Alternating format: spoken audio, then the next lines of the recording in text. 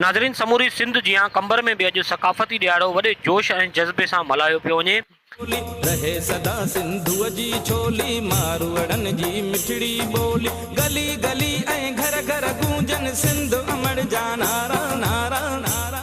शहरी मथे ते सिंधी टोपी, कुलनि ते अजरक ओढ़े सकाफ़ती काज में शामिल थी सिंधी गीतनि ते रक़्स कंदे सिंध धरती सां मोहबत जो इज़हार करे रहिया आहिनि। सकाफ़ती काज में आयल महिमाननि सिंध टीवी न्यूज़ सां पंहिंजा वीचार वंडीदे चयो त असां अॼु ही जेको रैली कढूं था त माना ही रैली आहे त माना त सिंध आज़ाद आहे, असीं आज़ाद क़ौम आहियूं। जो हे ॾींहुं जेको आहे ईद खां घटि न आहे, तमामु जेको आहे असांखे ख़ुशी आहे। हर साल जीअं असां मल्हाईंदा पिया, असांखे पंहिंजी सिंधी सकाफ़त आहे, तहज़ीब आहे ऐं इनशाला असां ॾींहुं मल्हाईंदा रहंदासीं। असांजी रैली में पंहिंजा दोस्त जेके सिंध जा नौजवान दोस्त हिन में शरीक थिया आहिनि। सिंधी क़ौम जे वफ़ादारी जो वचन था कयूं ऐं पंहिंजी सिंध धरती जी हर दौर में हिफ़ाज़त कंदासूं। असांखे ॾाढी ख़ुशी आहे।